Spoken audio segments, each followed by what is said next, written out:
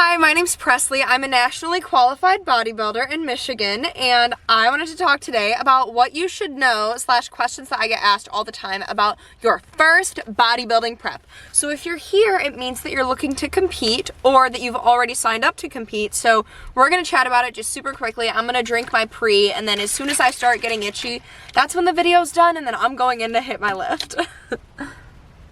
Also, the pre that I'm drinking is it's an iced mocha flavor. It is so good. It's from Evagen. Use code Jeremy_DeSantis for 10% off. That's not my code, that's my coach's code.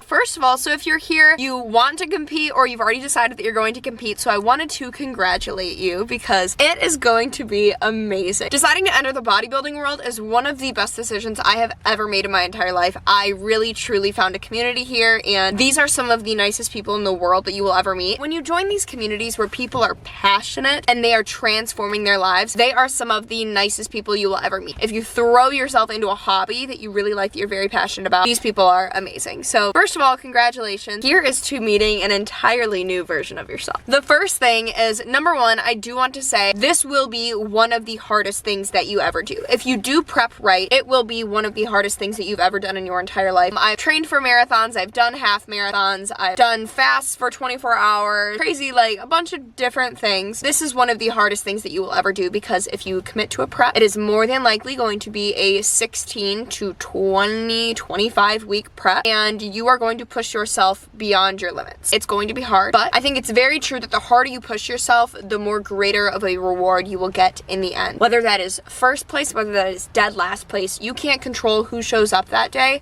All you can control is the package that you bring to stage. Okay, so a question that I get asked all the time, how much money should I have saved? How expensive is it? Everyone says the bodybuilding is super expensive. Number one, you will need to save money. This is an expensive sport. It's not the same as bodybuilding just for fun. It's not the same as running just for fun. I mean, when it comes to marathons, you have to expense shoes, and you have to expense nutrition, and you have to expense driving to your race and how much it takes to sign up for the race. But with bodybuilding, you need to have a gym membership. You need to pay for a coach. You need to pay for supplements, you need to pay for groceries, you need to pay for your posing suit, your heels, you need to pay for an actual suit, you need to pay for the show fees and registration and your NPC card. There's a lot of different expenses. Myself, I spent roughly $7,000 on my first show. It does not need to be that expensive, and I can do a whole detailed, in-depth video if that's something that you guys want, for how I saved money, what expenses were absolutely necessary, and what expenses I could have avoided during the entire process. What I would say is to have anywhere from $5,000 to $10,000 saved for your show. The reason that is so big, or why I'm giving such a big gap, my show was local. I just had to drive a couple of hours to my show. I did not have to fly to my show, so I didn't have to pay for plane tickets and carry-on bags and any of that. The registration process for all of that came to about $2,000, all said and done, as far as like getting the hotel, registering my NPC card, all of the different classes that I did. That's another thing. You have to pay to enter each class that you want to compete in. I competed in 4 different classes, I believe. Off the bat, I would just say to have roughly $5,000 to $10,000, $6,000 to $9,000 saved for your first show. And then, how do I find a coach? Finding a coach can be really daunting if you don't belong to a bodybuilding gym or you're not around bodybuilders. The way that I found my coach, the gym that I was at when I began competing was super bodybuilding heavy.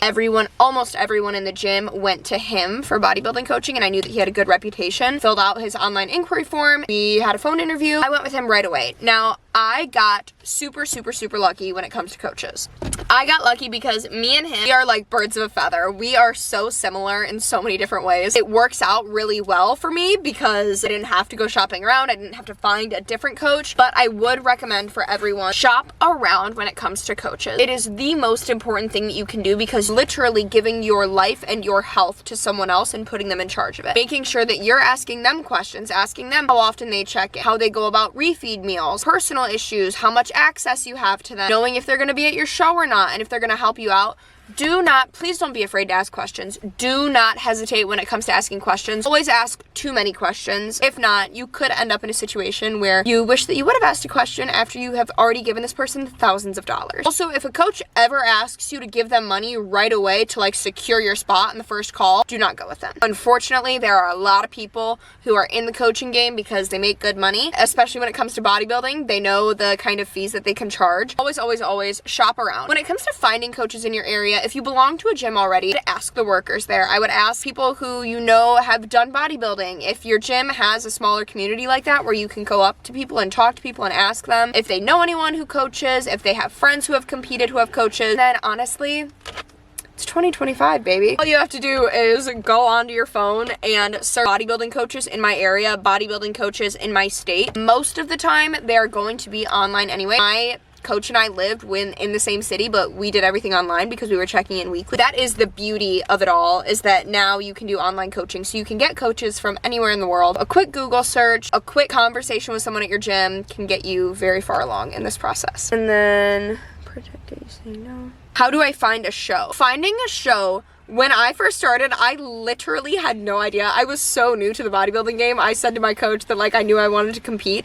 I didn't even know what the different divisions were in bodybuilding. You don't have to be embarrassed about that. My girlfriends who competed with me, her parents were bodybuilders. Like she's jealous because like she has the whole community. Like her parents, like they go to the Arnold and stuff and they knew everything. I was just this like no one in my life or in my family had ever competed. So I was so new to the game and I didn't even know how to find a show. I quite literally asked my coach, when do you think I should compete? They sent me a list of different shows, but what you can do to save yourself that conversation, even though I think you should still have it, look up in your area NPC bodybuilding shows Michigan, NPC bodybuilding shows Texas, NPC bodybuilding shows Ohio. And the list of shows will come up. You'll find some. The way that I did it is I searched in March and I found that there were some at the end of the year. I knew that prep would take me until the end of the year. I decided that I wanted to do the one in November. And it was that easy. It's not really that hard. You just need to find the ones in your area. Or if you're traveling, and all that. I wanted to keep this one simple. A couple of different things that I wanted to throw in for your first prep. Number one, it all comes down to communication at the end of the day.